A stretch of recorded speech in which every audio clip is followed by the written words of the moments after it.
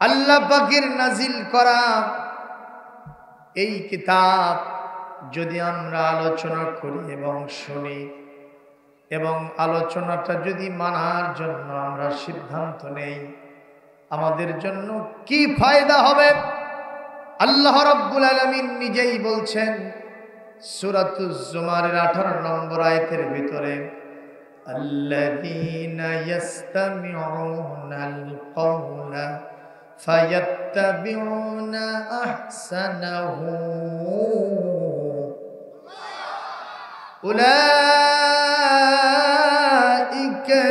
উলাইকাল্লাযীনা হাদাহুমুল্লাহ ওয়া উলাইকা হুম উলুল আলবাব।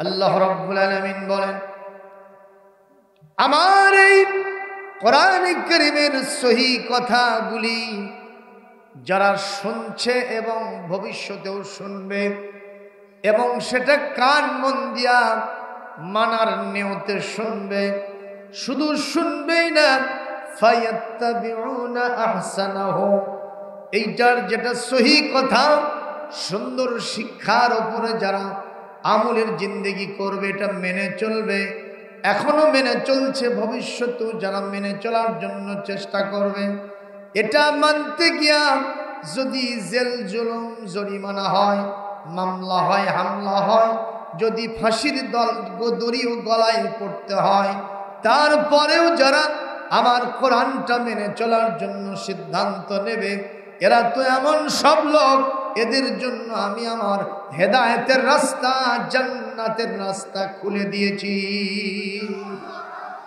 জোরে বল আল্লাহু আকবার। শুধু তাই নয়, এই পৃথিবীর মানুষ সাধারণত যারা ডাক্তার, ইঞ্জিনিয়ার, বিজ্ঞানী, কবি, সাহিত্যিক, দার্শনিক, অধ্যাপক, বিভিন্ন লেকচারার, যারা পিএইচডি হোল্ডার, এমফিল গবেষক, এদেরকে মানুষেরা সবচেয়ে বেশি জ্ঞানী মনে করে। আমি আল্লাহ বললাম, এই সমস্ত মানুষের সাথে যদি আমার কোরআনের সম্পর্ক না থাকে, ওই হিরো মার্কা লোকগুলি আমার কোরআনের দৃষ্টিতে হলো জিরো। আর জিরো মার্কা মানুষ অটো ভ্যান চালায়, দিন আনে দিন খায়, দিন হাজরা কাম করে, আছে না নাই? এরা যদি মূর্খ হয় আর আমার কোরআনটা শোনে আর মানার জন্য যদি নিয়ত করে, আমি আল্লাহ ঘোষণা করলাম আসমান জমিনের ভিতরে এই মানুষগুলি হলো সবচাইতে জ্ঞানবান। জোরে বলেন সুবহানাল্লাহ। সুতরাং কোরআন শুনলে লাভ না লস? একটু যেমন লাভ না লস? আমার ভাইরা, এমন একটি আজিম কিতাব, এই কিতাব সম্পর্কে আল্লাহ রাব্বুল আলামিন বলেন, কষ্ট হচ্ছে নাকি? قُلْ لَئِنِ اجْتَمَعَتِ الْإِنسُ وَالْجِنُّ عَلَىٰ أَن يَأْتُوا بِمِثْلِ هَٰذَا الْقُرْآنِ لَا يَأْتُونَ بِمِثْلِهِ وَلَوْ كَانَ بَعْضُهُمْ لِبَعْضٍ ظَهِيرًا। সূরা বনী ইসরাঈলের ঠিক ৮৮ নম্বর আয়াতের ভিতরে আল্লাহ পাক বলেন, আমার এই কোরআনটার মতো আরেকটা কোরআন নিয়ে আসার জন্য যদি পৃথিবীর সব জিন এবং ইনসান এক জায়গায় হয়ে যায়, তারা যদি একে অপরকে সহযোগিতা করে, তারপরেও আমার কোরআনের সবচেয়ে ছোট সূরা, সূরা কাউসারের মতো একটা সূরাও তারা নিয়ে আসতে পারবে না। জোরে বলেন আল্লাহু আকবার। আরো জোরে বলেন আল্লাহু আকবার। এই কোরআন সম্পর্কে আল্লাহ তাআলা বলেন, ইন্না হাযাল কুরআনা ইয়াহদি লিল্লাতী হিয়া আকওয়াম ওয়া ইউবাশশিরুল المؤمنين الذين يعملون الصالحات أن لهم أجرا كبيرا আল্লাহ পাক বলেন ইন্না হাযাল কুরআন নিশ্চয় এই কুরআন কে বলছেন ইয়াহদি লিল্লাতি হিয়া আকওয়াম এমন একটা রাস্তা দেখায় যে রাস্তাটা সরল এবং সোজা সুবহানাল্লাহ যেই রাস্তার লাস্ট ডেস্টিনেশন সর্বশেষ মঞ্জিল এবং ঠিকানা হলো আল্লাহর জান্নাতুল ফিরদাউস সেটাই তো চাই নাকি নাকি বাঁকা রাস্তা চান কাটার রাস্তা চান কি রাস্তা চান সোজা straight way to the paradise জান্নাতের দিকে চলে গেছে যে রাস্তা সে রাস্তাটাই আমরা চাই এই রাস্তার নেতৃত্বে আছেন আল্লাহ পাকের আম্বিয়া আলাইহিমুস সালাম মুরসালিনগণ জোরে বলেন সুবহানাল্লাহ আর আরেকটা রাস্তা গেছে বাম দিক থেকে বাঁকা পথে ওই রাস্তার লাস্ট ডেস্টিনেশন হলো জাহান্নাম ওই রাস্তার নেতৃত্বে আছে মিস্টার ইবলিস শয়তান আমরা কি শয়তানে থাকবো না নবী রাসূলদের সাথে থাকবো জোরে বলেন ইনশাআল্লাহ আরো জোরে বলেন ইনশাআল্লাহ পৃথিবীতে কত নিয়ামত আমরা ভোগ করছি কিন্তু কোরআনে কারীমের চাইতে বড় নিয়ামত আর হতে পারে না সুবহানাল্লাহ আমাদের এই বাংলাদেশের ক্রিকেটার আছে না যারা আন্তর্জাতিক বিশ্বে ক্রিকেট খেলে বাংলাদেশের সুনাম সুখ্যাতি বয়ে নিয়ে আসে ঠিক কিনা তারা হয়ে যায় সেলিব্রিটি তাদের একটা অটোগ্রাফ নেওয়ার জন্য যুবক ছেলে পেলে সব হুমড়ি খেয়ে পড়ে দেখছেন কিনা গুতা মারে কেন দিয়া সর মারে থাপ্পড় মারে তাও যুবকেরা তার পেছনে ছোটে পা ধরে তার সাথে থাকতে চায় কথা কন না কেন তারা আবার এমন সেলিব্রিটি যারা বিসমিল্লাহ বলতে পারে না এক জায়গায় বক্তব্য দিতে গিয়ে বলতেছে বিসমিল্লাহির রহিম আসলে কি তাই বাদ গেছে না যায়নি সালাম দিতে গিয়ে বলতেছে আসসালামু আলাইকুম ইয়া রাহমাতুল্লাহ এরা কি সেলিব্রিটি হতে পারে কথা বলেন না কেন এরা সেলিব্রিটি হতে পারে না এরা জাতির নেতৃত্ব দিতে পারে না এরা ক্রিকেট খেলায় এক জায়গায় যদি ভালো করে 14 জায়গায় খবর নেয় অথচ আমার এই কোরআনে কারীমের যারা ছাত্র এই কোরআনে কারীমের যারা হাফেজ ছাপরা দেওয়া টিনের চালা দেওয়া খড়ের চালা দেওয়া মাটির দেয়াল দেওয়া ছোট্ট প্রতিষ্ঠানে পড়েছে কোরআনটা সিনাই ধারণ করেছে ইন্টারন্যাশনাল বিশ্বে যতগুলি ইন্টারন্যাশনাল কেরাত কম্পিটিশন হয়েছে সব জায়গায় ফার্স্ট ক্লাস ফার্স্ট হয়েছে আমার নাজমুস সাকিব আমার হাফিজুর রহমান আমার এই যে সর্বশেষ যেটা কতবার কি নাম সালেহ আহমেদ তাকরিম এবং কয়েকদিন আগে আরেকজন সুন্দর করে মক্কাতুল মুকাররমা মদিনাতুল মুনাওয়ারা তারপরে আপনার তুরস্ক তারপরে ইরাক তারপরে ইরান মিশর যত জায়গাতে কোরআন কম্পিটিশন হয়েছে বিশ্বের 120টা দেশকে কচু কাটা করে মাটির সাথে মিশায় দিয়া আমার বাংলাদেশের লাল সবুজ পতাকা যারা উচ্চকিত করে কোরআন তেলাওয়াতের মাধ্যমে তারাই সেলিব্রিটি হতে পারে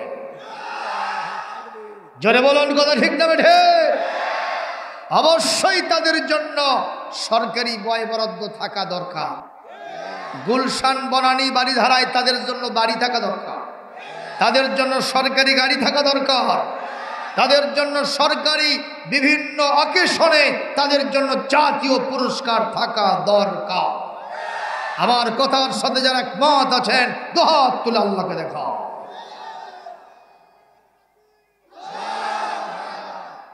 আল্লাহ পাক কবুল করুন জোরে বলি আমিন সুপ্রিয় উপস্থিতি কষ্ট হচ্ছে আপনাদের আমি কি বললাম যে পৃথিবীতে যত নিয়ামত আমরা উপভোগ করেছি সব নিয়ামতের চাইতে শ্রেষ্ঠ নিয়ামতের নাম কি আরো জোরে বলেন নাম কি সেই কিতাব এখনো 1500 বছরে যেমন ছিল 1500 বছর পূর্বে যা ছিল পরে কি তাই আছে নাকি কোনো অ্যামেন্ডমেন্ট হয়েছে সংশোধন সংযোজন বিয়োজন কিছুই হয় নাই। কোরআন যেমন ছিল কোরআন তেমন আছে। জোরে বলেন সুবহানাল্লাহ। ভাইরা আমার, এই কোরআনে কারীম অতীতে যারা শুনেছিলাম সকল প্রকারের অন্ধকার জিহালতকে ওভারকাম করে তারা চলে এসেছিল ইসলামের সুশীতল ছায়াতলে। যারা আমার নবীর জানের শত্রু প্রাণের শত্রু ছিল, নবীর নাম শুনলে কলিজা আগুন লেগে যেত, ওরা যখন কোরআন শুনেছে ওদের ভিতরটা পরিবর্তন হয়ে গেছে। মক্কার পাশে একটা গোত্র ছিল, ওই গোত্রের নাম ছিল সাইব গোত্র। সাইব গোত্রের শ্রিত মধুমাখা বাণী এতই সুন্দর, ওটা একবার যারা শোনে কানে মধুর লাগে, মগজ ধোলাই হয়, কলিজা আকর্ষণ করে, সঙ্গে সঙ্গে তার ভক্ত অনুরক্ত হয়ে যায়। এটা শোনাও সারা, উনিও ডিসিশন নেওয়াও সারা, আমি আর সাইব গোত্রে থাকবো না। যদি ওনার চেহারা ভালো লাগে, ওনার কথা যদি আমার পছন্দ হয়, তার আখলাক, তার ক্যারেক্টার, তার চরিত্র যদি আমাকে মুগ্ধ করতে পারে, আমার কোনো অবজেকশন থাকবে না, আমি তার হাতে হাত দিয়ে মুসলমান হয়ে যাব। নেতার চিন্তা ভালো না খারাপ, এরকম চিন্তা তারই হয় যার কিসমত ভালো হয়। কথা বলে না? ফেরাউন মুসা আলাইহিস সালামকে নিজের হাতেই মানুষমান করছে, কিন্তু এই কিসমত হয় নাই। কথা বলেন না কেন? এই সৌভাগ্য তার হয়েছে, কিন্তু আসিয়ার হয়েছে। আলহামদুলিল্লাহ। আবু সুলমান এই মুহূর্তে আকসাম ইবনে সাইফি চিন্তা করল, আমি মক্কায় যাব, যেহেতু গোত্রের লিডার, এখন আমার গোত্রের লোকজনের সাথে একটু পরামর্শ করা দরকার। একটা মিটিং দিলেন। শুনতেছেন? শুনতেছেন? আমার ভাষা বুঝতে আপনাদের অসুবিধা হচ্ছে না? ক্লিয়ার হচ্ছে? আলহামদুলিল্লাহ। মনে হয় তাহলে অবশ্যই আপনাকেও ইনফরমেশন দিব, আমরা পুরো গোত্র গিয়ে তার হাতে হাত দিয়ে মুসলমান হয়ে যাব। নেতা যেতে চাচ্ছিলেন, কিন্তু এই দুইজন বাধা দিল। কথা বলেন ঠিক কিনা? আমাদের দেশের যারা দায়িত্বপ্রাপ্ত চেয়ারম্যান বলেন, মেম্বার বলেন, এমপি বলেন, উপজেলা চেয়ারম্যান বলেন, তারা কিন্তু জনগণের ভালো করতে চায়। কথা কয় না? এই যে আপনাদের চেয়ারম্যান সাহেব জনাব রবিউল ইসলাম টিপু সাহেব, ঠিক না? ইনি তো আলহামদুলিল্লাহ, এনার মনের চিন্তা আমি ইউনিয়নবাসীর সেবা করব মন এবং প্রাণ দিয়ে। আমার এলাকায় এক চেয়ারম্যান বসে গেছে, সে বলতেছে যে আমি সিদ্ধান্ত নিয়েছি অমুক গ্রামের রাস্তাটা করব। এই লোকদের খুব যাতায়াতের কষ্ট হয়, বর্ষাকালে তারা যাতায়াত করতে পারে না, খুবই কষ্ট, আমি নিজে দেখেছি, আমি রাস্তাটা করব। এই সিদ্ধান্ত যেই না নিয়েছে, তো পার্শ্ব থেকে একজন কর্মী দাঁড়ায় বলতেছে, নেতাজি কোন রাস্তা করবেন? ওই গ্রামের রাস্তাটা করবেন। রাস্তা পরে করেন, আগে কথা শোনেন। নেতার সিদ্ধান্ত কি ভালো ছিল না খারাপ ছিল? তো কর্মী বলতেছে কি, নেতা সাহেব বলতেছে কি তোমার গল্প? বলে গল্প হলো এই, আপনার ভোটের সময় একটা পোস্টার লাগাতে গেছিলাম ওই গ্রামে, তো পোস্টার লাগায় কেবলই সরে এসেছি, ওই গ্রামের ছেলে পেলে সেই পোস্টারটা উঠায় ফেলছে। এখন আপনি কি সিদ্ধান্ত নেবেন? এখন করেন। তো চেয়ারম্যান সাহেব বলতেছে তাহলে যেগুলো ইট পাড়া ছিল না, ওই ইটগুলোও তুলে নিয়ে আসো। চিন্তা করেন বিষয়টা। তাহলে চেয়ারম্যান সাহেব কাজটা ভালোই করতে চাইলো, কিন্তু তার কর্মীদের প্ররোচনায় চেয়ারম্যান সাহেব একটা খারাপ কাজের সিদ্ধান্ত নিল। কথা বলেন না কেন? আমাদের নেতৃবৃন্দ ভালো কাজ করতে চান, কিন্তু তাদের যারা পরামর্শ, তাদের যারা উজির নাজির, তারাই তাদেরকে মিসগাইড করে, তারাই তাদেরকে বিপথে পরিচালনা করে। এই জন্য হযরত ওমর কোন চেলার কথা শুনতেন না। হযরত ওমর একাই সিদ্ধান্ত নিতেন, তবে তার সিদ্ধান্তের সাথে থাকতো কোরআন এবং সহিহ সুন্নাহ। যেরকম সুবহানাল্লাহ, আর যেরকম সুবহানাল্লাহ। উনি একাই হাঁটতেন, ঠিক না? ঠিক কর। রাতের বেলায় হাঁটতেছেন, দেখেন এক কুড়ে ঘর থেকে যুবতী নারীর কণ্ঠে প্রেমের গান ভেসে আসতেছে। কিসের গান? জোরে কর। প্রেমের গান। হযরত ওমর সিদ্ধান্ত নিলেন কোরআনের সূরা লোকমানের ৬ নম্বর আয়াতে প্রেমের গান গাওয়া নিষিদ্ধ করা হয়েছে। আর সেই গান প্রেমের সুরসুরিমূলক পচা পচা গান গাইতেছে, এই মহিলাকে গোষ্ঠী উদ্ধার করে দম নিব। মারহাবা গো। উনি তখন বাড়িতে ঢোকার চেষ্টা করছেন, কিন্তু এত রাত্রে কি আর বাড়ির দরজা জানালা খোলা থাকে? উনি চিন্তা করলেন গান তো বন্ধ হয় না, এটাকে আমার বন্ধ করতে হবে। উনি এমন সিদ্ধান্ত নিলেন, এতই জজবাতার ভিতরে, এতই সৌর্যবীর্য, এতই ইমানের তেজস্বিতা, তিনি ওই বাড়ির প্রাচীর টপকায়া মহিলার সামনে নাঙ্গা তরবারি নিয়ে হাজির হয়ে গেছে। মারহাবা বলেন। যে বলতেছেন মহিলা, কি তোমার নাম, কি তোমার পরিচয়, কেন তুমি এরকম প্রেমের সুরসুরিমূলক গান গাও? তুমি কি জানো এটা ওমরের রাজ্য? কোরআনে কারীমে সূরা লোকমানের ৬ নম্বর আয়াতে আল্লাহ পাক যে নিষিদ্ধ গান নিষিদ্ধ করেছেন, সেইটা তুমি এখানে গেয়ে গিয়ে যুবকদের চরিত্রের ভিতরে সুরসুরি পয়দা করতেছ। তাড়াতাড়ি গান বন্ধ করো, নচেত তোমার কল্লা কিন্তু তরবারি দিয়ে সাইজ করব। মারহাবা কোন। এরকম নেতার দরকার আছে না নাই? জোরকার আছে না নাই? কিন্তু আমাদের নেতারা, আপনার চেয়ারম্যানের কথা আমি বলি না, এমন কিছু নেতা আছে ওরা তাফসীর মাহফিলেও আছে, কানের আড্ডাতে আরো বেশি আছে। কথা কয় না। বিশ্বনবীর জন্মবার্ষিকীতে আছে, আবার শ্রীকৃষ্ণের জন্মবার্ষিকীতেও আছে। বিশ্বনবীর মিলাদে, বিশ্বনবীর জন্মবার্ষিকীতে সে বলে এই ঝঞ্ঝা বিক্ষুব্ধ সমাজটাকে, সমস্যা সংকুল সমাজটাকে ভালো করতে হলে বিশ্বনবীর আদর্শের কোনো বিকল্প নাই। বলে কিনা? এই নেতা আবার শ্রীকৃষ্ণের জন্মবার্ষিকীতে গিয়ে বলতেছে এই ঝঞ্ঝা বিক্ষুব্ধ সমস্যা সংকুল এই পরিবেশটাকে ভালো করতে হলে শ্রীকৃষ্ণের আদর্শের কোনো বিকল্প নাই। একই নেতা দুই জায়গায় দুই রকম। কথা কয় না? আছে না নাই? আমি বলি এগুলো হলো গোল আলু। যেরকম কি আলু? গোল আলু সব জায়গায় চলে, তরকারিতে চলে, ভর্তায় চলে, ভাজিতে চলে, ঘাটিতে চলে।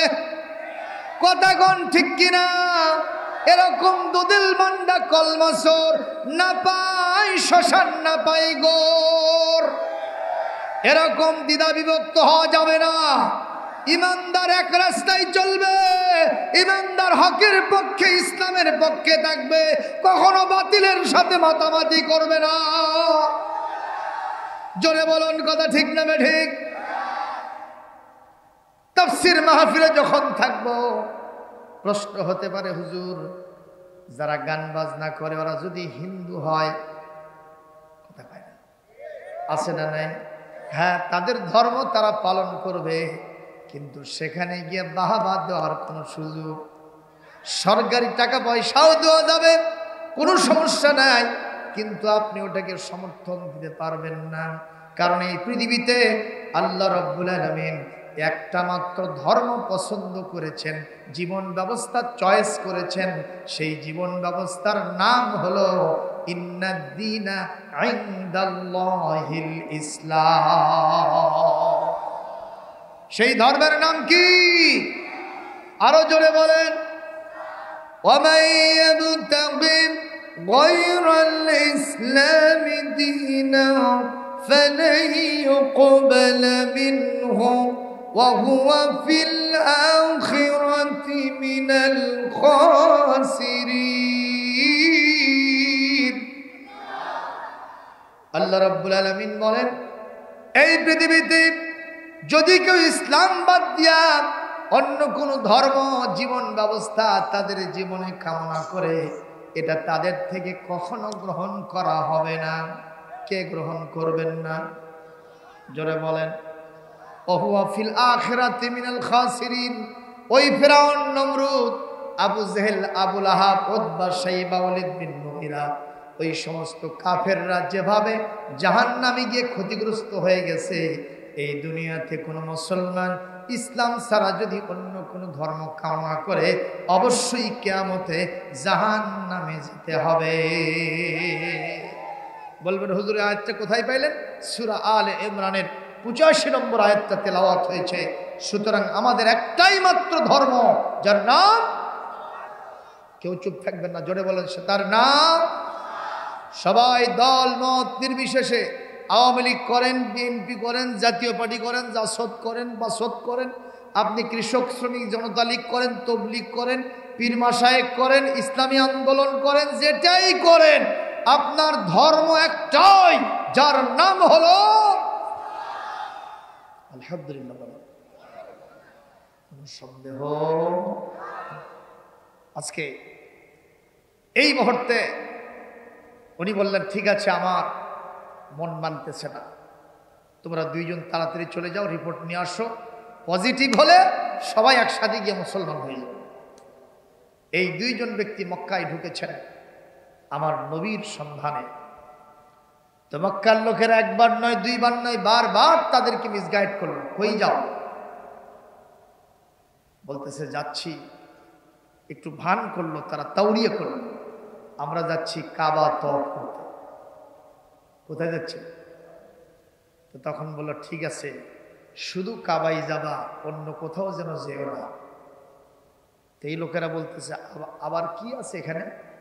তো বলছে এখানে একটা পাগল আছে, এখানে একটা কবি আছে, এখানে একটা জাদুঘর আছে, এখানে একটা গণক আছে, এখানে একটা নির্বংশ আছে। বলে সেই লোকটা কে? বলে সেটা হলো আব্দুল্লাহ, মোহাম্মদ ইবনে আব্দুল্লাহ, মোহাম্মদ ইবনে আব্দুল্লাহ, আব্দুল্লাহর বেটা মোহাম্মদ আছে এখানে। এই লোকেরা বলল একবার, দুইবার, তিনবার আমাকে তাদের সম্পর্কে বলা হচ্ছে, তার সম্পর্কে আমাদেরকে বলা হচ্ছে যে উনি পাগল, কবি, জাদুঘর, জনগণ, গণক, এই সমস্ত বলা হচ্ছে। জীবনে আমরা অনেক পাগল দেখেছি, কিন্তু পাগলটা যা দেখলাম তাতে পাগলের মাথার চুল থাকে উস্কো খুস্কো, দাড়ি থাকে এবড়ো থেবড়ো, কথা কয় না, চেহারা উদাস উদাস, চোখগুলি এরকম বড় বড়, জামা কাপড় ময়লা যুক্ত, ঠিক না ঠিক? একটা হতাশাগ্রস্ত দৃশ্য তাকে দেখে মনে হবে।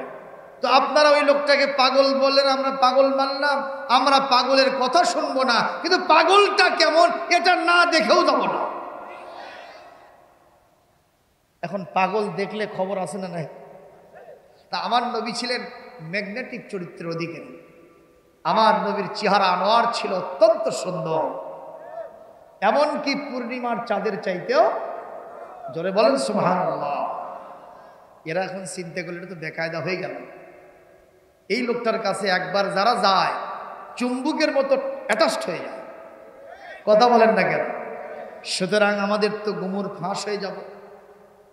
যাই হোক, যেহেতু যাইতে চাচ্ছে আমরা অনুমতি দেব, কিন্তু শর্ত আছে। কি? কানের ভেতরে আঙ্গুল ঢুকাতে হবে, উনি কি বলে সেটা শোনা যাবে। আল্লাহ সে কথা বলেছেন কোরআনে কারীম সূরা হামিম আস-সাজদা আয়াত নম্বর 26। তেলাওয়াত করলে আল্লাহু আকবার বলতে পারবেন? এই কষ্ট হচ্ছে আপনাদের? কষ্ট হলে হাত তুলে বলবেন যে হুজুর শেষ করে দেন, আমি আস্তে করে মোনাজাত নয়, আপনাদের কাছ থেকে দোয়া নিয়ে বিদায় হয়ে চলে যাব। কষ্ট হবে আপনাদের? কষ্ট হবে। এখন তেলাওয়াত করতেছি। وقال الذين كفروا لا تسمعوا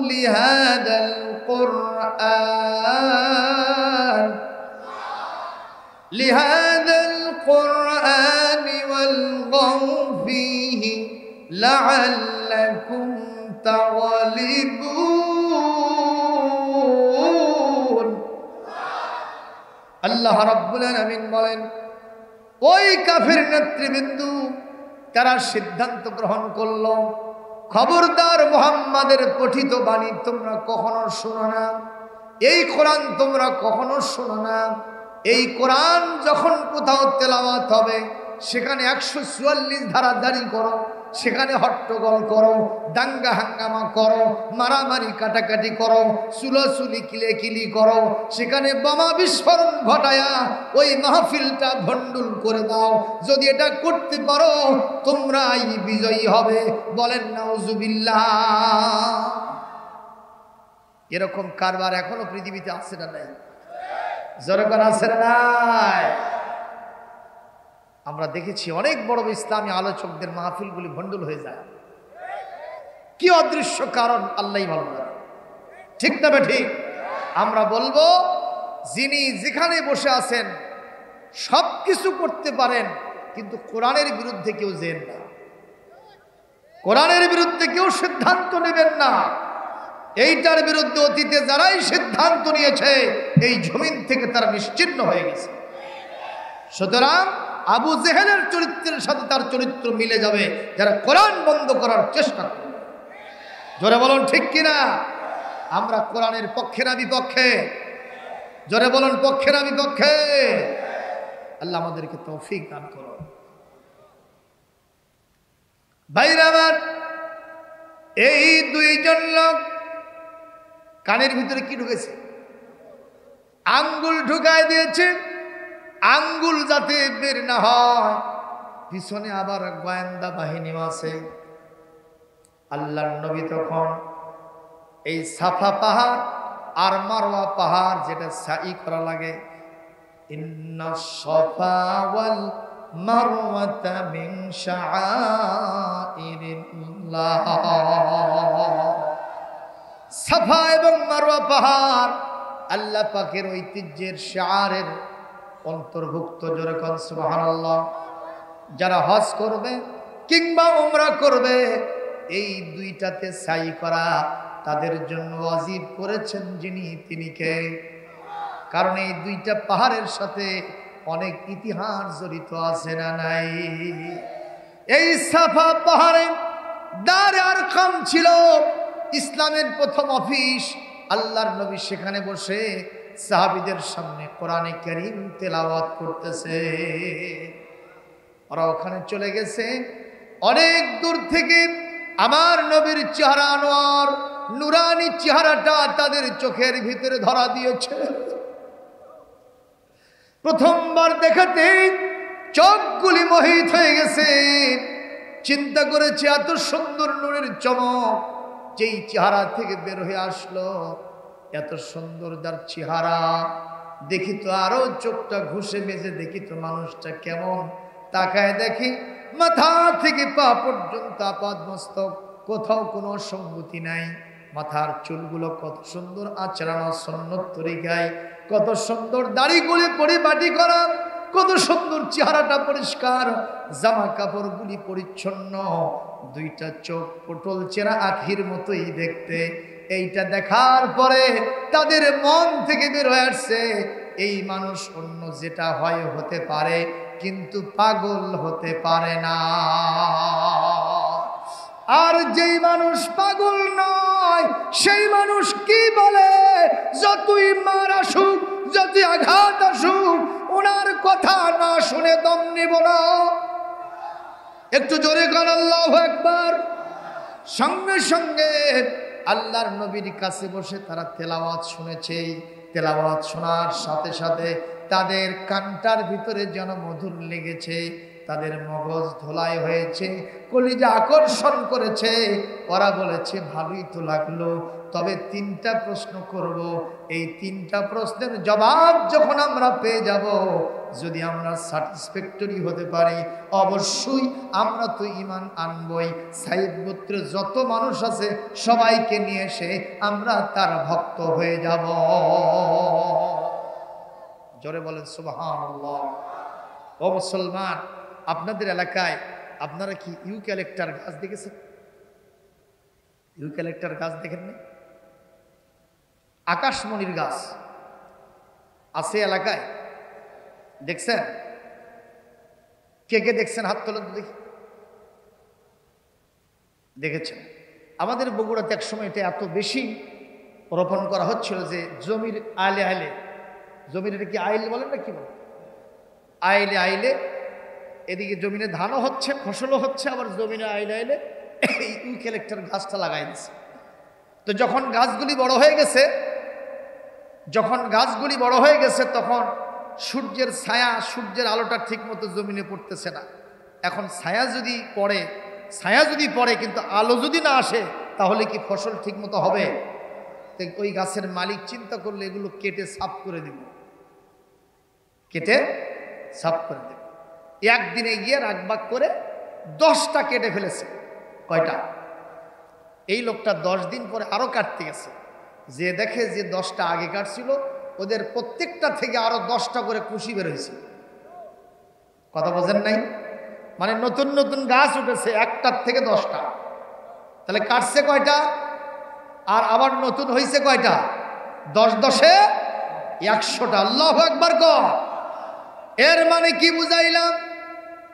ইউরিদুনা লিইউতফিউ নূরাল্লাহি বিআফওয়াহিহিম আল্লাহু মুতিম্মু নূরিহি ওয়ালাউ কারিহাল কাফিরুন। আল্লাহ রাব্বুল আলামিন বলেন, আমার নূরকে এই পৃথিবী থেকে যারা নির্বাপিত করতে চায় মুখের ফুৎকার দিয়া, এরা পারবে না। কারণ আমার ইচ্ছা হলো আমার এই নূরকে আমি পূর্ণতা দান করব। যদি ওদের যতই গাজাল হোক না কেন, ওদের যদি ইচ্ছা হয় এটাকে মুছায় দেবে, নিভায় দেবে, ওরা কখনো পারবে না। কারণ আমি আল্লাহ আছি যার সাথে, ওটা যাবে আকাশ পানে। জোরে বলুন কথা ঠিক কিনা?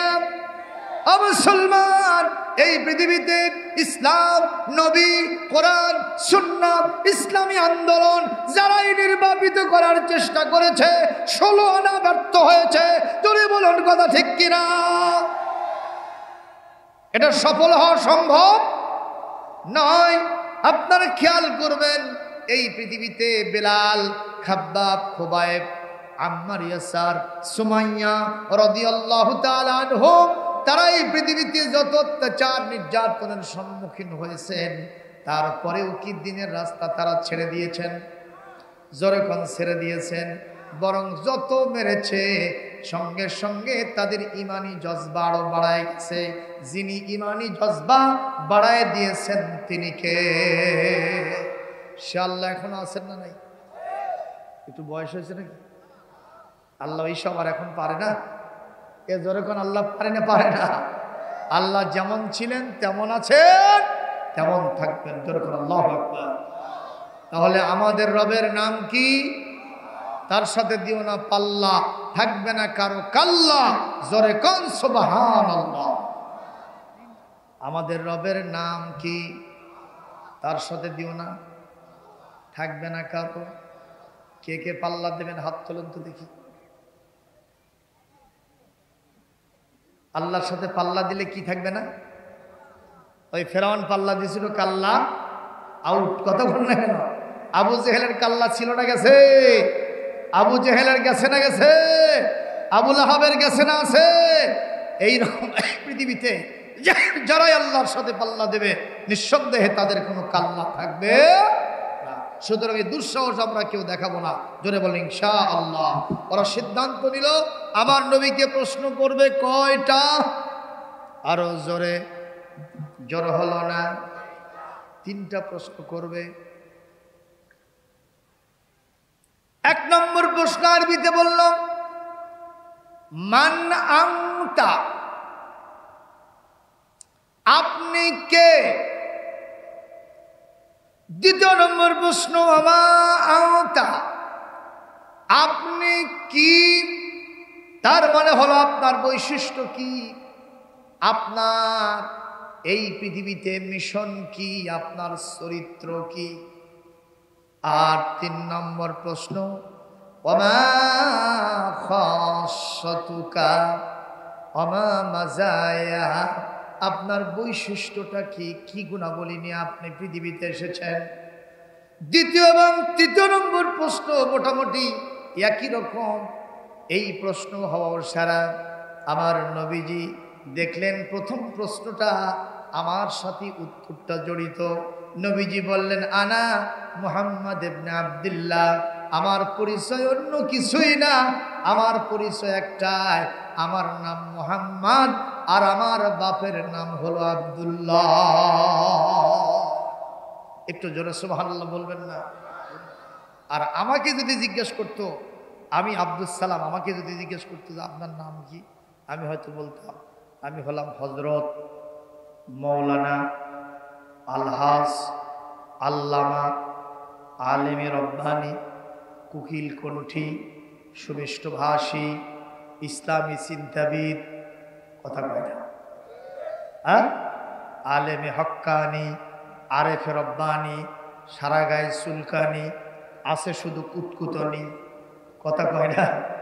এইরকম হয়তো আমরা বলতাম, কি বলেন ঠিক কিনা? এরকম অনেক আলেমকে জিজ্ঞেস করলে নিজেরা নামের শুরুতে আমি মুফতি মোহাম্মদ আব্দুল কুদ্দুস, অথচ মুফতি আসলে কে? এর জনগণ মুফতি কে? আল্লাহু ইফতিকুম ফিল কালাম, মহান আল্লাহ ইফতা করেন, মহান আল্লাহ ফতোয়া দেন, জনগণ সুবহানাল্লাহ। সুতরাং নিজের নামের শুরুতে কেউ হাজী হলো আলহাজ বলতে পারবে না, ঠিক কিনা কর? নিজের নামের শুরুতে কেউ মাওলানা হলো বলতে পারবে না আমি মাওলানা মোহাম্মদ আব্দুল সালাম বলতে পারবে না। তবে অন্যরা যদি আমার নামের শুরুতে লেখে তাতে আমার দোষ হবে না। কথা কি বোঝেন নাই? এখন আল্লাহর নবী বলছেন আনা মুহাম্মদ, আমি হলাম মুহাম্মদ আর আমার পিতার নাম হলো আব্দুল্লাহ, আব্দুল্লাহর পুত্র আমি মুহাম্মদ। এই কথা বলাও সারা, ওদের ভেতরে একটা পরিবর্তন আসাও সারা, সুবহানাল্লাহ। ওরা মনে মনে ভাবতেছে এত বড় সম্মান আলা লোকটা, অথচ সে কখনো নিজের নামের শুরুতে এত বড় ডেজিগনেশন লকব উপাধি দিল না। নিঃসন্দেহে এই লোকটা অহংকার মুক্ত। আর যিনি বিশ্বনবী হবেন তার ভেতরে একটা জাররা পরিমাণ অহংকার থাকবে না। আমরা প্রথম নম্বর প্রশ্নের উত্তরে কনভিন্স হয়ে গেলাম, স্যাটিসফ্যাক্টরি হয়ে গেলাম, আমরা সন্তুষ্ট হয়ে গেলাম, জোরে বলেন সুবহানাল্লাহ। এইবার দ্বিতীয় প্রশ্ন এবং তৃতীয় প্রশ্নের উত্তর একটাই, আপনার বৈশিষ্ট্য কি? আপনার মিশন কি? আপনি এই পৃথিবীতে কি চরিত্র নিয়ে এসেছেন? অমা আনতা, এই প্রশ্ন করার সারা আল্লাহ নবী দেখলেন আমার চরিত্রের প্রশংসা যদি আমি নিজেই করি তাহলে এটা তো কখনো মানানসই হয় না, ঠিক না? ঠিক কর। আল্লাহ নবী তখন আকাশের দিকে একটু মাথা উত্তোলন করলেন। আল্লাহর সাথে আমার নবীর যে সম্পর্ক ভালো না খারাপ? ওনাকে নবী বানাইছেন কে? রসুল বানাইছেন কে? কিতাব নাজিল করেছেন কে? সুতরাং তিনি আস্তে করে উপর দিকে একটু তাকাইছেন, আল্লাহ এই প্রশ্নের জবাবটা কি হবে আপনি আমাকে দিয়ে দেন। সঙ্গে সঙ্গে আল্লাহ রাব্বুল আলামিন বললেন, নবী ঠিকই বলেছেন, এই প্রশ্নের জবাব আপনার সাথে সংশ্লিষ্ট নয়, এই প্রশ্নের জবাবটা আমার সাথেই সংশ্লিষ্ট। আপনার চরিত্র কি, কি মিশন নিয়ে পৃথিবীতে এসেছেন, আমি সেইটা বর্ণনা করে আমার গ্রেট মেসেঞ্জার সাইয়্যিদুল মালায়েকা জিবরাইল আলাইহিস সালামকে পাঠিয়ে দিলাম কোরআন কারীমের সূরাতুন নাহলের 90 নম্বর আয়াত দিয়া। যেই আয়াতটা আজকে শুরুতেই আমি তেলাওয়াত করেছি, এই মুহূর্তে আমার সাথে যদি আপনারা তেলাওয়াত করবেন, খতিব সাহেবগণ এই আয়াতটা মাঝে মধ্যেই খুতবার ভেতরে তেলাওয়াত করে থাকেন। সূরা নাহল আয়াত নম্বর হলো 90। আল্লাহ রাব্বুল আলামিন বলেন, ইন্নাল্লাহা ইয়া'মুরু বিল আদলি ওয়াল ইহসান ওয়া ইতা'i যিল কুরবা ওয়া ইয়ানহা আনিল ফাহশা'i ওয়াল মুনকারি ওয়াল বাগি ইয়া'iদুকুম লা'আল্লাকুম তাযাক্কারুন।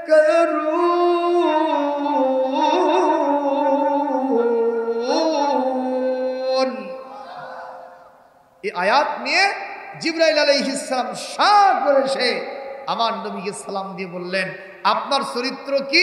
এই আয়াতের ভিতরে আল্লাহ তা বলে দিয়েছেন। তাহলে আমার নবীর চরিত্রের প্রশংসা করেছেন কে? এই জন্যই তো আমরা স্লোগান দিই, আমার নবীর চরিত্র ফুলের মতো না, ফুলের চাইতেও পবিত্র। কারণ ফুলের ভিতরে অনেক সময় ময়লা আবর্জনা ঢোকে। রাস্তার পাশে ফুল হইলে ময়লা আবর্জনা ধুলাবালি, কথা বলেন না কেন, ঢোকে না? ঢোকে না। তাহলে শুধু ফুলের মতো বললে হবে না, ফুলের চাইতেও আমার নবীর চরিত্র ফুলের চাইতেও পবিত্র। যেরকম সুবহানাল্লাহ। কিন্তু আমরা যেসব নেতা পাইছি, এই নেতাদের চরিত্র কেমন দেখেন। আমার নেতার চরিত্র ফুলের মতো পবিত্র, নামাজ নাই এক ওয়াক্ত, গমসরিতে পাকাপোক্ত, গাঁজা ছাড়ে না 5 ওয়াক্ত, নাস্তিকদের খুবই ভক্ত, আলেম ওলামার উপরে খুবই শক্ত। এরকম নেতা চাপাই নবাবগঞ্জে নাই, বাংলাদেশেই নাই। এই নেতার একটাই চিন্তা, হুজুরের বিরুদ্ধে আদা জল খায় লাগা, ইমামতি বাদ দেওয়ার উস্তাদ, খতিব বাদ দেওয়ার উস্তাদ, অথচ পশ্চিম দিকে আসারও পড়ে না। কতক্ষণ ওই নেতার বেটি, ওই নেতার স্ত্রী পেট পিট বের করে লিপস্টিক মার্কা সেজে হাই হিল পরে ট্যাপ ট্যাপ ট্যাপ ট্যাপ করে বের হয়ে যায়।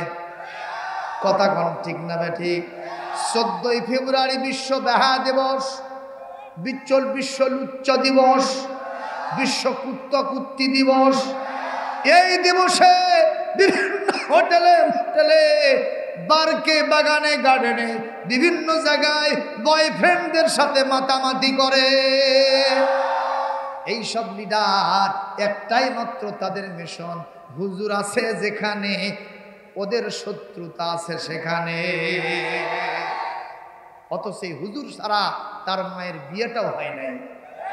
কথা বলেন না কেন? যখন কেউ নাই তখন হুজুর আছে।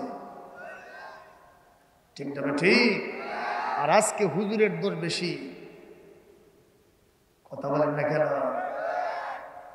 আই রে, যত দোষ নন্দ ঘোষ, সত্যটা বললেই দোষ। যত দোষ নন্দ ঘোষ, সত্যটা বললেই দোষ। করলে অন্যায়ের প্রতিবাদ। সাহেব যদি বক্তব্য দাও, আমার কোরআন দিয়ে বক্তব্য দিতে হবে। সুতরাং আজকের এই মাহফিলে এই হাজারো জনতাকে সামনে নিয়ে আল্লাহর নামে শপথ দিয়ে বলি, যত ষড়যন্ত্র হোক, যত আমাদের দোষ হোক, যত আমাদের বিরুদ্ধে আদা জল খেয়ে যে যেখান থেকে লাগুক না কেন, কোরআন দিয়ে আমরা ইলম শিখেছি, কোরআন থেকে আমরা আলেম হয়েছি, মুফাসসির হয়েছি। আমরা কোরআনের কথা এই জাতির সামনে দারাজ কণ্ঠে বলেই যাব। তাতে কার কি হলো এটা দেখার কোনো সুযোগ আমাদের নাই, আমাদের নাই, আমাদের নাই। জোরে কোন ঠিক কিনা?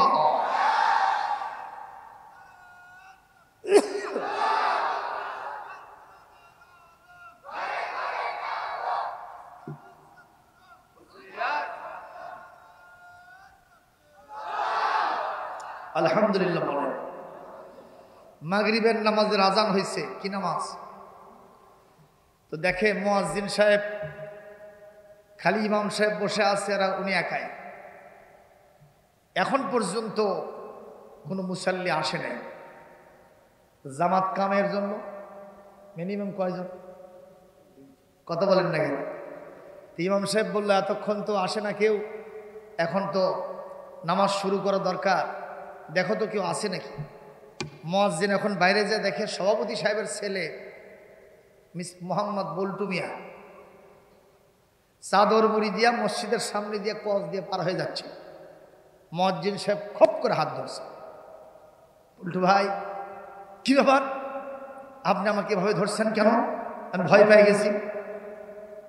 আচ্ছা ভাই, ভয়ের কিছু না, আমি মুয়াজ্জিন সাহেবের মসজিদে, আপনার বাপই সভাপতি, জীবনে মসজিদে আসে না, তাও জোর করে সভাপতি হয়েছে। কথা হয়, যাই হোক, হয়েছে যেহেতু লোকেরা আপনারও সমালোচনা করে যে আপনার বেটাই নামাজ পড়েন না, আপনি পড়েন না, তাও সভাপতি থাকেন কেন? তো যাই হোক, আজকে একটা সুযোগ আসছে কি, আর একজন লোক হলে জামাতটা কায়েম হয়, একটু ভেতরে যেতে হবে। কাজে হুজুর হাত ছেড়ে দেন, আমার সমস্যা আছে। কি সমস্যা? আমার কাপড় ঠিক নেই। তার মানে দাঁড়িয়ে থেকে কাম সারছে, বুঝেন নাই? কি করছে? পেশাব করছে দাঁড়িয়ে থেকে, পানিও নাই নাই, কথা কয় না। আর যেভাবে প্রসাব করে তাতে মনে হয় ইরির জমিতে ঔষধ ছিটায়। একটু জোরে নাউজুবিল্লাহ কম। এই কায়দায় প্রসাব করছে। তো মুয়াজ্জিন সাহেব বলতেছে, ভাই টেনশন নাই, আপনার যেখানে প্রসাব ভরছে ওই জায়গায় গিয়ে ধুয়ে ফেলেন, কোনো সমস্যা নাই, আপনার ওযু হবে, নামাজও হবে। কে বলছে, হুজুর আরো সমস্যা আছে। কি সমস্যা? করলে কাপড় ঠিক নেই, আগে গাও ঠিক নাই, এখন কি ঠিক নাই? কাপড় ঠিক নাই। মুয়াজ্জিন সাহেব বলতে, বুঝতে পারছি হয়তো আপনার কাপড় একটু ছিটা ফোটা প্রসাব লাগছে, তো ওইটাও ধুয়ে চিপে নেন, আপনার নামাজ হবে। হুজুর আরো সমস্যা আছে। কি? মন ঠিক নাই। কি ঠিক নাই?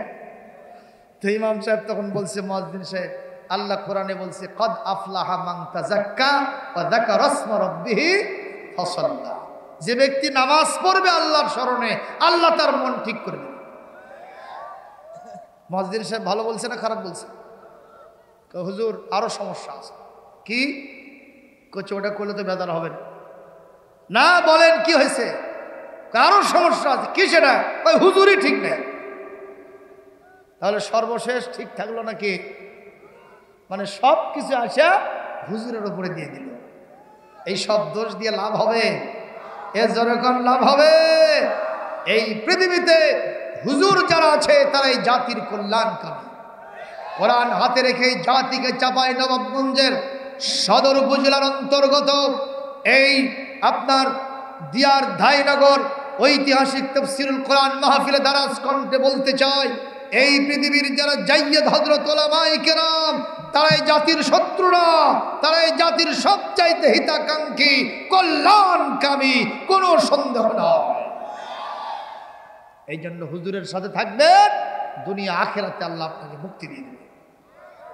রাসূল বলেছেন, কোন আলেমান, হয় তুমি আলেম হও, আও মুস্তামিহান, অথবা হুজুরের আলোচনা শোনো, আও মুত্তাবিআন, অথবা হুজুরকে অনুসরণ করো, আও মুহিব্বান, অথবা হুজুরকে তুমি কলিজা দিয়া মহব্বত করো, ওয়ালা তাকুন খামিসা, পঞ্চম নম্বর হয় না। তার মানে তুমি হুজুরকে কখনো ঘৃণা করো না, হুজুরের পিছনে লেগো না, হুজুরের সাথে কখনো শত্রুতা করো না। রাসূল বলেন, ফাতুহুলে, পঞ্চম নম্বর যদি হও, তোমার ধ্বংস দুনিয়াতে, তোমার ধ্বংস আখিরাতে। এই কোরআনে কারীমে আল্লাহ রাব্বুল আলামিন এক জায়গা দুই জায়গা না, অনেক জায়গায়, ভরি ভরি জায়গায় আল্লাহ পাক আলেমদের প্রশংসা করেছেন। কোরআনে কারীম সূরা আল ফাতিরের 28 নম্বর আয়াত আল্লাহ পাক বলেন, ইন্নামা ইয়াখশাল্লাহা মিন ইবাদিহিল উলামা। এই পৃথিবীতে আমি আল্লাহকে, আমার বান্দাদের ভিতরে আলেমরাই সবচেয়ে বেশি ভয় করে। কার কথা?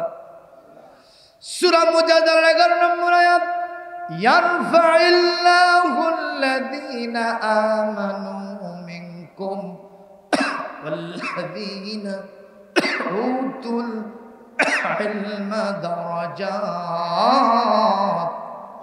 আল্লাহ পাক বলেন, আমার যারা খাঁটি ইমানদার বান্দা, আমি তাদের মর্যাদা বাড়ায় দিয়েছি। আর স্পেশাল আমার যারা আলেম দ্বীন, যাদেরকে কোরআন সুন্নাহর জ্ঞান দিয়েছি, আমি তাদের মর্যাদাকে আকাশ পর্যন্ত বাড়ায় দিয়েছি।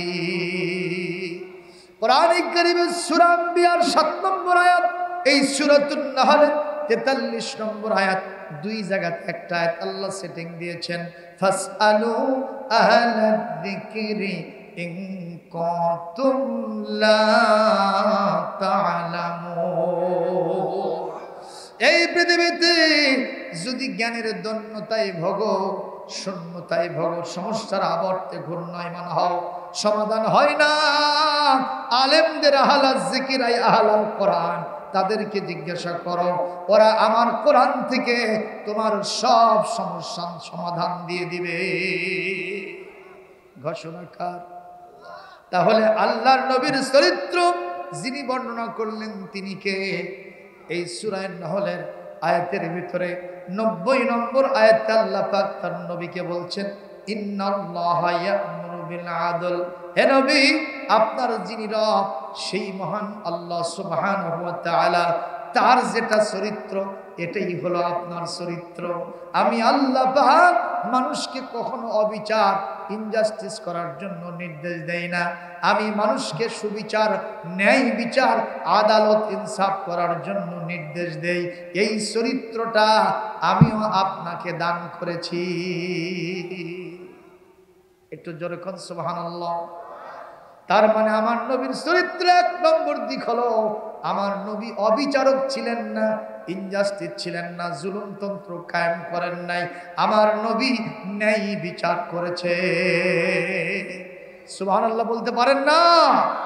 এ জোরে বলুন কথা ঠিক কিনা? আমার নবী কি অবিচারক না ন্যায় বিচারক?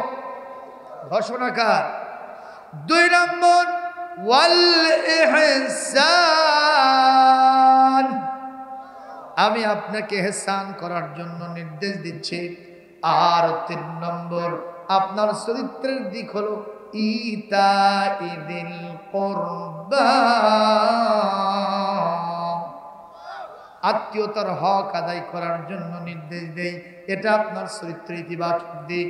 আর আপনার চরিত্রের আরেকটা দিক হলো ইয়ানহা আনিল ফাহশা, যত অস্থিরতা, বেহায়াপনা, বেপরদাপনা, বেলিল্লাপনা, যত জিনা, ব্যভিচার, যত অস্থিরতা, খারাপ কাজ, এগুলো থেকে আপনি বিরত থাকেন।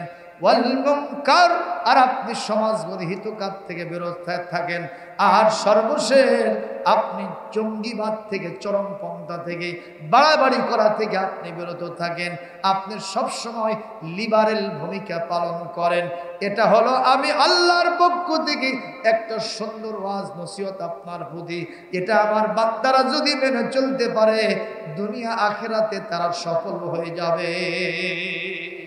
জোরে বলেন সুবহানাল্লাহ। জি সম্মানিত উপস্থিতি, কষ্ট হচ্ছে আপনাদের? এই আয়াতের উপরে যদি কিছু আলোচনা করি, আপনারা কি শুনতে চান? আমি বেশি সময় বলবো না, আর সর্বোচ্চ আধা ঘন্টা বলবো। রাজি আছেন যারা, 2টা হাত তুলে আল্লাহকে দেখান। তারা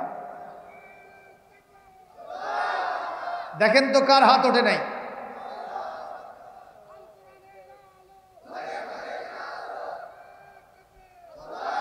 আলহামদুলিল্লাহ, হাত নামান। কারো হাত কি নিচে ছিল? যার হাত নিচে ছিল ও ওই গ্রুপের লোক। কোন গ্রুপ তা কিন্তু বলি নাই, এটা শয়তান গ্রুপ। জোরে কর ঠিক না? এটাই চিনে নেওয়ার সময় আপনার। কোরআনের মাহফিলে তাদের হাত ওঠে না, এই হাতের অবস্থা চূড়ান্ত করে দিবেন কে? আমরা সেটা চাই না, কিন্তু এরপরে যদি তুলতে বলি অবশ্যই হাত তুলবেন। জোরে কর ঠিক কিনা? কেউ ডিস্টার্ব করবেন না। এটা ইমানিয়াতের প্রশ্ন, এই প্রশ্নে কেউ ফেল করার চেষ্টা করবেন না। জোরে বলেন আমিন। আমরা গান বাজনা শুনতে পটু আছি না নাই? একটা মনে আছে, শুরুতে বলছিলাম হযরত ওমর এই বাড়ির মধ্যে ঢুকছে, মনে আছে? মহিলা কি গায়? কিসের গান? ওই 14ই ফেব্রুয়ারিতে যেটা হয়, এই গান গাইতেছে। হযরত ওমর বললেন, সূরা লোকমানের 6 নম্বর আয়াত নিষিদ্ধ করেছে এই গান, তুমি সেটা গাও কেন? মহিলা বলতেছে, ওমর, গান গেয়ে যদি অপরাধ করি তাহলে আমার অপরাধ হয়েছে একটা, আর আপনি এই বাড়িতে ঢুকছেন রাতের বেলায়, আপনি অপরাধ করছেন 4টে। কায়দা না বেকায়দা? হ্যাঁ? হযরত ওমর বলতেছে, কয় কি? আমি আসলাম আসামি ধরতে, আমি দাগিয়ে আসামি হয়ে গেলাম। তুমি করছো একটা, আমি 4টে করলাম। তো বলছে, আমি মিথ্যা কথা বলি না, আমি আপনার ওই মসজিদে নববীর খুতবা নিয়মিত শুনি, এবং আপনার সমস্ত ওয়াজ আমার মেমোরির ভিতরে ভরা আছে। মারহাবা দেন না কেন? তো হযরত ওমর বলতেছে, সত্যি কি আমি 4টে অপরাধ করছি? বলে, কোরআন সুন্নাহ ছাড়া কোনো বক্তব্য হবে না। দেখি বলো তো আমার 1 নম্বর অপরাধ কি? বলে, আপনার 1 নম্বর অপরাধ হলো কোরআনে কারীমের সূরা নূরের 27 নম্বর আয়াতের লঙ্ঘন করছেন। আল্লাহ বলছেন, ইয়া আইয়ুহাল্লাযীনা আমানু লা তাদখুলু বুয়ুতান গায়রা বুয়ুতিকুম হাত্তা তাস্তানিসু ওয়া তুসাল্লিমু আলা আহলিহা। যদি অন্যের বাড়িতে ঘরে ঢুকতে চাও, অনুমতি নাও, সালাম দাও, তাছাড়া বাড়িতে ঢোকা যাবে। আপনি আমার বাড়িতে ঢুকছেন, অনুমতি নিছেন? আপনি আমাকে সালাম দিয়েছেন, হযরত ওমরকে মহিলা কোরআনের জামরে দিয়ে ধরছে, বোঝেন নাই? হযরত ওমর মনে হয় আকাশ থেকে পড়ে গেলেন, পায়ের তলা থেকে যেন মাটি খসে যেতেছিল। কিছুক্ষণ পূর্বে তিনি ছিলেন গরম, এখন হয়ে গেলেন নরম। হাতে ছিল ডান্ডা, এখন উনি হয়ে গেছেন ঠান্ডা। কথা বলে না, ঠিক না ঠিক? এই মুহূর্তে হযরত ওমর বললেন, মা সত্যি তো আমি এটা লঙ্ঘন করেছি, আপনি আমাকে মাফ করে দেন। মহিলা বলে, আল্লাহর কোরআনের আয়াতের বিধান লঙ্ঘন করেছেন, আমি আপনাকে ক্ষমা করলে হবে না। আল্লাহ যদি ক্ষমা করে আমার অবজেকশন থাকবে না। উনি আল্লাহর কাছে চোখের পানি ছেড়ে দিয়ে কাঁদতে থাকলেন। মারহাবা। আরো জোরে।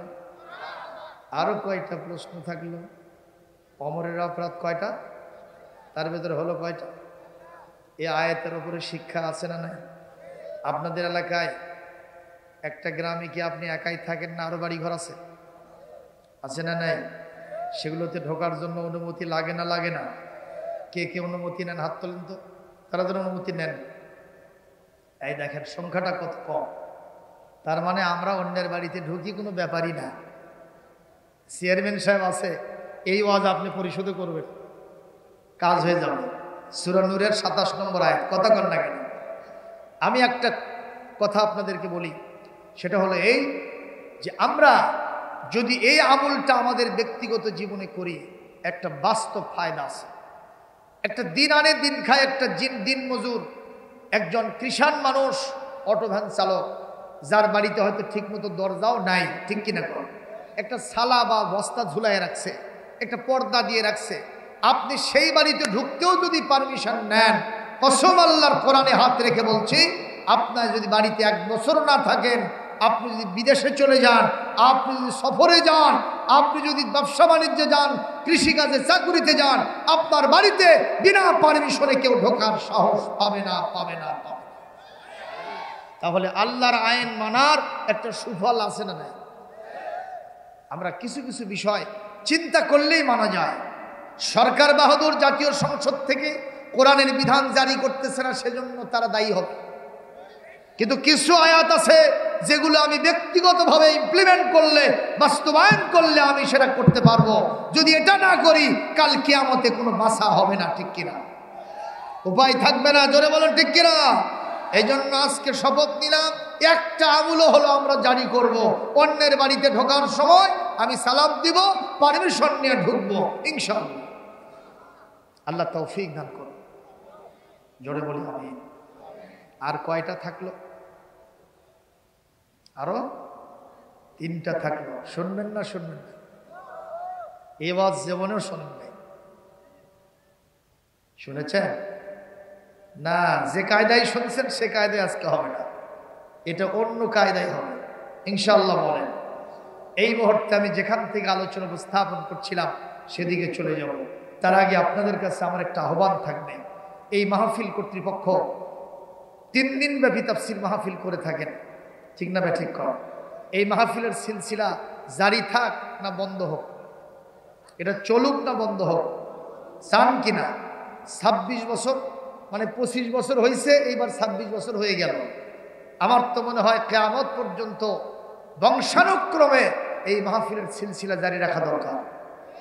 কারণ এখান থেকে যদি একটা ওয়াজ কারো অন্তরে রেখাপাত করে, সে যদি আল্লাহর হেদায়েতের রাস্তায় চলতে পারে, আপনারা যারা এই মাহফিলের সহযোগিতা করবেন, আপনিও তার নেকির ভাগী হবেন ইনশাআল্লাহ। বলেন, সুতরাং আমাদের প্রত্যেকের দায়িত্ব হলো এই মাহফিলের জন্য সহযোগিতা করা। কারণ কোরআনের সূরা মায়েদার 2 নম্বর আয়াতের অংশে আসছে, ওয়াতাআওয়ানু আলাল বিররি ওয়াত তাকওয়া ওয়া লা তাআওয়ানু আলাল ইসমি ওয়াল উদওয়ান। এই পৃথিবীতে তোমরা নেকির কাজে, তাকওয়ার কাজে পরস্পর সহযোগিতা করো, পাপের কাজে, সীমালঙ্ঘনমূলক কাজে একটা টাকা দিয়েও সহযোগিতা করো না। জোরে বলো নির্দেশ কার? সুতরাং এই কাজটা ভালো না খারাপ? এখানে সহযোগিতা করার দরকার আছে না নাই? আমি জানি আপনারা শেষ দিনে সবাই পকেটে কিছু টাকা নিয়ে এসেছেন। হ্যাঁ না কিছু বললেন না যে? মানে টাকার প্রশ্ন হলে চুপ থাকা লাগে নাকি? ভাইরা সহযোগিতা করবেন তো? করবেন? আমি কি এখনই শুরু করবো না আর একটু পরে? কি এখন শুরু করবো কালেকশন? তা আমি এটা আগে করে নিই, তারপরে যে বাকি ওয়াজ থাকলো এগুলো ইনশাল্লাহ আপনাদের সামনে করে আমি উঠে যাব। একটু মেহরবানি করে আপনি কি চাদর দিবেন নাকি ব্যাগ দিবেন? ব্যাগ যাচ্ছে, ব্যাগ না চাদর? চাদর যাচ্ছে। কই ভলেন্টিয়ার রেডি আছে? কই আপনাদের ভলেন্টিয়ার কই? হযরত ভলেন্টিয়ার কই? ভলেন্টিয়াররা ভেতরে আছেন? একটু দাঁড়ায় যান, দাঁড়ায় যান, সবার কাছে চাদর নিয়ে চলে যান ইনশাল্লাহ। পকেটে হাত ঢুকাবেন তাই বলে অন্যের পকেটে নয়। যদি টাকা না থাকে একটু চাদরের মধ্যে হাত ছোঁয়াবেন তাই বলে তুলে নেবেন না। কথা কি বোঝা গেল? বাবা ছেলেরা তোমরা চাদর নিয়ে বিভিন্ন জায়গায় ছড়িয়ে পড়ো। আপনারা পকেটে হাত ঢোকান, 10 টাকা 5 টাকা থেকে শুরু করে নেই, ওপরে যা আছে দিয়ে দিবেন। আর যদি 1000 টাকা দেন, 500 টাকা দেন, 200, 100, 2000, 3000 টাকা দেন, এই মুহূর্তে আমার কাছে চলে আসবেন। মা বোনদেরকে অনুরোধ করব, এই কোরআনের তাফসীর মাহফিলে আপনাদেরকে সহযোগিতা করতে হবে। আপনারা চাদর ধরে টাকা উঠায় মঞ্চে পাঠিয়ে দেন। যদি বাকিতে কিছু দিতে চান এখানে ইনশাআল্লাহুল আজিজ। কি এগুলো প্রশ্ন? যাই হোক, সেগুলো পরে দেওয়া হবে না, আমি আগে কালেকশনটা করে নিই আপনাদের সাথে। কেউ উঠবেন না, এই সুযোগে কেউ উঠবেন না, উঠলে কিন্তু আজ হবে না। আমরা একটু কালেমার জিকির করি। কালেমা বলেন, লা ইলাহা লা ইলাহা সুবহানাল্লাহ ওয়ালহামদুলিল্লাহ লা ইলাহা। সবাই পকেটে হাত দেন, সবাই পকেটে হাত দেন। সুবহানাল্লাহ ওয়ালহামদুলিল্লাহ লা ইলাহা।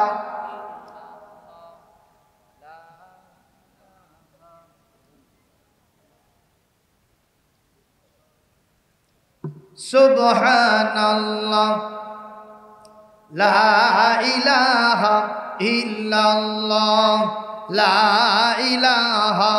দিয়েছেন? আচ্ছা, মুরব্বির নাম কি বাবা? আলহাজ আলহাজ মুসহাক আলী। উনি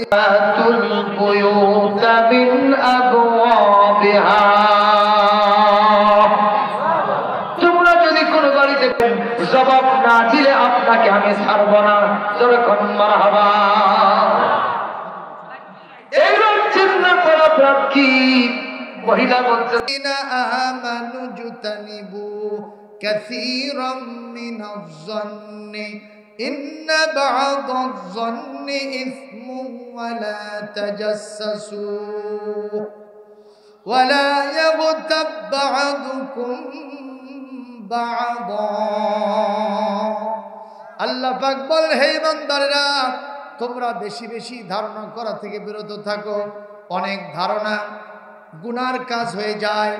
আর খবরদার তোমরা একে অপরে দোষ খোঁজাখুঁজি করো না, পরস্পরে গীবত করো না। অমর, এই রাত্রিতে আমি এই বাড়ির মালিক, আমি গান গাই না কি করি, এই দোষ খুঁজতে আপনি কেন এসেছেন? তাহলে কোরআনের বিধান আপনি লঙ্ঘন করলেন, কেন করলেন?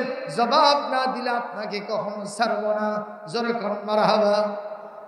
এইবার ৪র্থ নম্বর অপরাধ কোরআনে কারীমে নয়, বিশ্বনবী তার হাদিসের ভিতরে বলেছেন, লা ইয়াখলুওয়ান্না রাজুলুম বিমরাতিন ইল্লা সালিসুহুমা শাইতান। এই পৃথিবীতে একজন ছেলে আর একজন মেয়ে একা একই নিরালায় নিভৃত্তে মানুষের চোখের বাইরে এক জায়গায় বেগানা পুরুষ আর নারী বালেক বালেকা কখনো অবস্থান করতে পারবে না। ওখানে তৃতীয় আর একজন থাকবে, যার নাম হলো ইবলিস, শয়তান। জোরে কোন ঠিক না বেঠিক? এবার এই বাড়িতে আমার কোনো পুরুষ মানুষ নাই, আমি একাই মহিলা মানুষ, আর এই রাত্রিতে আপনি আমার বাড়িতে প্রবেশ করেছেন। বলুন তো তাহলে হাদিস বিরোধী কাজ আপনি কেন করলেন? জবাব না দিলে আপনাকে কখনো ছাড়ব না।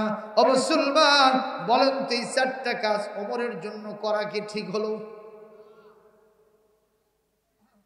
কিন্তু একথা তো সত্য, আশারায়ে মুবাশশারা জান্নাতের 10 জন সার্টিফিকেট যারা দুনিয়ায় পাইছেন তার মধ্যে ওমর আছেন না নাই?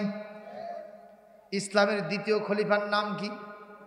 যখন মারহাবা। হুজুর বলেছেন আমার পরে যদি কেউ নবী হতো সেটা কে? তাহলে সেই লোক কি কোরআন বিরোধী কাজ করতে পারে? কিন্তু দৃশ্যত তো অপরাধী মনে হচ্ছে। বিষয়টা কি এটা আমার চেয়ারম্যান সাহেব ভালো বলতে পারবে, বুঝতে পারবে।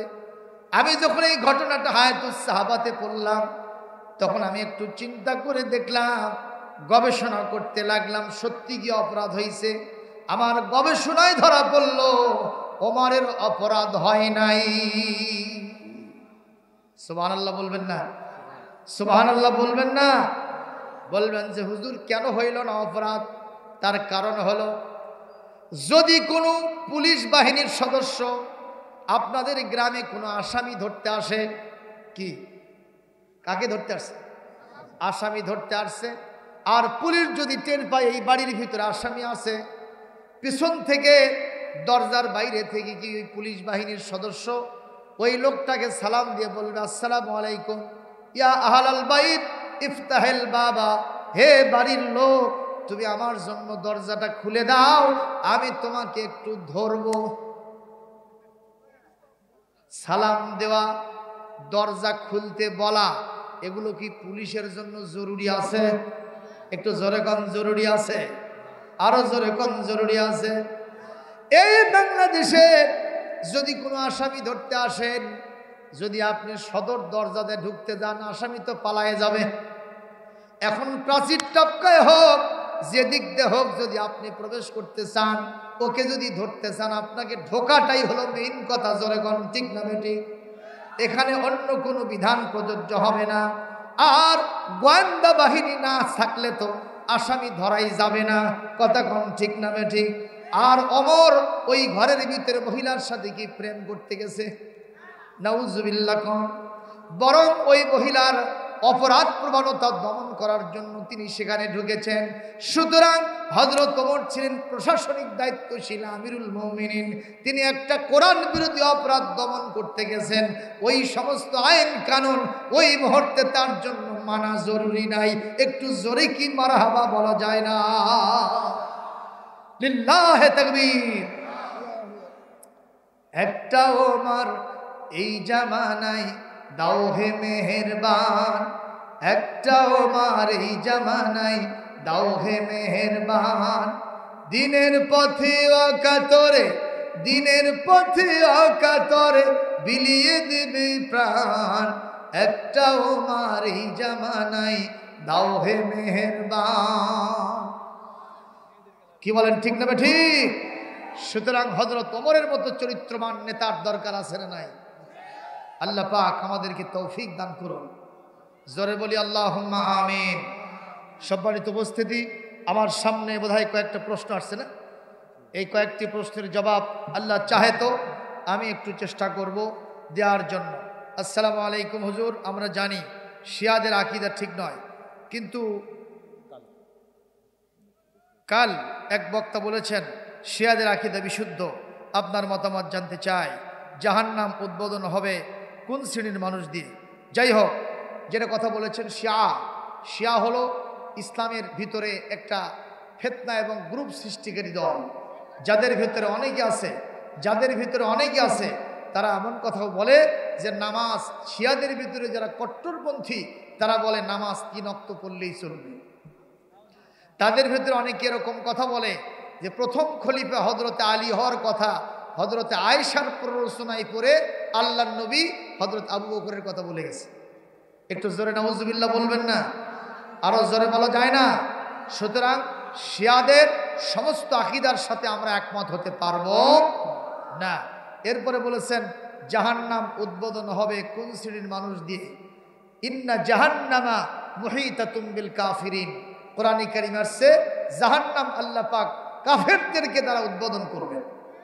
কথা বুঝতে পেরেছেন? কোরআনের কথা সঠিক, কোরআনের কথা দিয়ে আমি জবাব দিয়েছি। এক শ্রেণীর হুজুর সঠিকটা জানার পরও বাপ দাদার দোহাই দিয়ে সঠিকটা মানে না এবং সাধারণ মানুষকে মানতে দেয় না। তাদের শাস্তি কি? দয়া করে কোরআন হাদিসের আলোকে ব্যাখ্যা করো। এক কথায় কোরআন হাদিসে যেটা আছে এটাই হলো সহি কথা। জোরে কোন ঠিক কিনা? জোরে কোন ঠিক কিনা? ইন্না খায়রাল হাদিসে কিতাবুল্লাহ। ঠিক কিনা? সবচেয়ে সহি হলো আল্লাহর কোরআন, ঠিক কিনা? জোরে বলুন ঠিক কিনা? ও খায়রুল হাদি হাদি মুহাম্মাদিন সাল্লাল্লাহু আলাইহি ওয়াসাল্লাম, আর শ্রেষ্ঠ সুন্নাত হলো বিশ্বনবীর সুন্নাত। সুবহানাল্লাহ বলেন। তারপরে কি? শাররুল উমুরি মুহদাসাতুহা, আর সবচেয়ে নিকৃষ্টতম কর্মপন্থা হলো নিজেই একটা আবিষ্কার করা, কোরআন সুন্নাহর দিকে না তাকানো। সুতরাং এটা প্রকাশ্য বিদআতে সাইয়্যা, এটা শিরকের পর্যায়ে পড়ে যায়, যেরকম ঠিক কিনা? সুতরাং কোনো বাপদাদার কথা চলবে না, কথা চলবে কোরআন এবং হাদিসের, ঠিক কিনা? বলবেন হুজুর দলিল কোরআন কারীম সূরা আরাফের 3 নম্বর আয়াত। কত নম্বর? আল্লাহ পাক বলেছেন এই পৃথিবীতে ইত্তাবিউ মা উনজিলা ইলাইকুম মির রাব্বিকুম ওয়ালা তাত্তাবিউ মিন দুনিহি আউলিয়া কলিলাম মা তাযাক্কারুন। আল্লাহ রাব্বুল আলামিন বলেন এই পৃথিবীতে তোমাদের উপরে যা নাজিল হয়েছে সেইটার অনুসরণ তোমরা করো। আমাদের উপরে যেটা নাজিল হয়েছে সেটা কি? জোরে করো। আর দ্বিতীয় নম্বর, ওমা ইয়ানতিকু আনিল হাওয়া ইন হুয়া ইল্লা ওয়াহায়ুন ইউহা। আল্লাহর নবীর সহিহ সুন্নাহ অর্থাৎ হাদিস, এই দুইটা আল্লাহর পক্ষ থেকে এসেছে, অনুসরণ করলে এই দুইটার করতে হবে। এইটা বাদ দিয়া কোনো দাদা হুজুর, কোনো বাবা হুজুর, কোনো মুরব্বীকে মানা যাবে নিষেধ। কার? সূরা আরাফের 3 নম্বর আয়াত। এটা চলে গেল। এরপর কোনটা? মানুষ দানের টাকা আত্মসাতের শাস্তি কি? এটা তো খেয়ানত করা। এটা কি করা? আয়াতুল মুনাফিকে সালাস। মুনাফিকের গুণাবলী কয়টা? বৈশিষ্ট্য কয়টা? 3টা। ইজা হাদ্দাসা কাযাবা, কথা বললে মিথ্যা বলে। ওয়া ইদা উতুমিনা খানা, যখন তার কাছে আমানত রাখা হয় তখন খেয়ানত করে। কথা বল না কেন? এরপরে ওয়া ইদা ওয়াদা আখলাফা, ঠিক কিনা? যখন ওয়াদা করে তখন খেলাফ করে। আরেকটা আছে অন্য হাদিসে, ওয়া ইদা খাসামা ফাজারা, তর্ক বিতর্ক লাগলে অশ্লীল বাক্যালাপ করে, খারাপ ফায়সা কথা বলে। আপনাদের দেশে এলাকায় এরকম লোক নাই? জনগণ আছে নাকি? আর যদি কেউ মুনাফিক হয় তার শাস্তি কি? ইন্নাল মুনাফিকিনা ফিদ দারকিল আসফালি মিনান নার, মুনাফিক যাবে জাহান্নামের নিম্ন স্তরে। কথা বলে না। সুতরাং এটা করা যাবে না। বেদাত কি? দয়া করে কোরআন জানতে বলে দিলাম, বেদাতের কথা হয়ে গেছে। মসজিদে সূত্রা ব্যবহার করা জায়েজ কি? হ্যাঁ, এটা অবশ্যই সহিহ সুন্নাহ দিয়ে প্রমাণিত। সুবহানাল্লাহ, এটা প্রমাণিত। এরপরে আসসালামু আলাইকুম, লাশ কিভাবে ধোয়াইতে হবে, কি দোয়া পড়তে হবে, এগুলো তো প্র্যাকটিক্যাল দেখানোর বিষয়, এখানে বলার কোনো বিষয় নয়। রোজা অবস্থায় উকুন বা মশা বা সারপোকা বা পিঁপড়া ইঁদুর মারা যাবে কিনা? হ্যাঁ, মারা যাবে। তবে এই সমস্ত উইপোকা সারপোকার প্রশ্ন এখানে ভাইজান। তারপরে বলছি যে মহিলাদের ভেতর থেকে অনেকগুলি টাকা তারা দান করেছে, যেরকম মারহাবা। অলাইসা যাকারু কাল উনসা, বর্তমান যুগের পুরুষেরা মহিলার মতো হতে পারতেছে না। এই জন্য আমাদের দেশে পুরুষ প্রধানমন্ত্রী। কথা কর না কেন? সম্মানিত ভাইয়েরা, সব জায়গাতে মেয়েরা আগায় আছে। এই যে আজকে আমি মাদ্রাসায় পরীক্ষা নিলাম, ছেলে উপস্থিত হলো 9 জন, মেয়ে উপস্থিত হলো 10 জন। তাহলে একজন বেশি আছে তো। কথা কন না কেন? মেডিকেলে ভর্তিতে প্রথম কে হয়? মেয়ে। কথা কয় না। এসএসসি পরীক্ষায় মেধা তালিকায় প্রথম কে হয়? মেয়ে। ক্লাসে ফার্স্ট কে হয়? মেয়ে। তো মেয়েরা এগিয়ে যাচ্ছে এখন তাদের আমলের কারণে, যেরকম ঠিক কিনা? আর আমরা পুরুষ, যা অবস্থা হয়েছে এখন চুরি পরে ভেতরে থাকা দরকার।